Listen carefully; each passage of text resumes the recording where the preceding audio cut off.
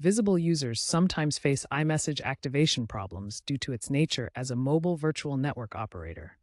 Since 2024, Visible has improved iMessage support, but issues can still arise.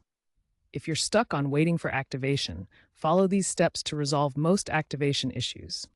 First, ensure you have a stable cellular data connection. Next, toggle airplane mode on and off to refresh your connection. Verify your iPhone's carrier settings by going to Settings, General, About, Carrier. Update if prompted. If these steps fail, restart your device. If issues persist, sign out and back into your Apple ID in Settings, Your Name, Sign Out. Finally, ensure two-factor authentication is properly configured. These steps resolve most activation issues.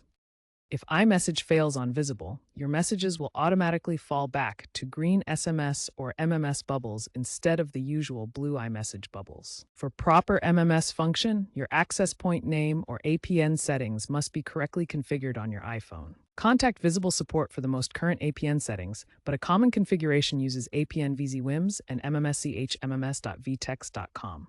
Input these settings under Settings, then Cellular Data Network if available.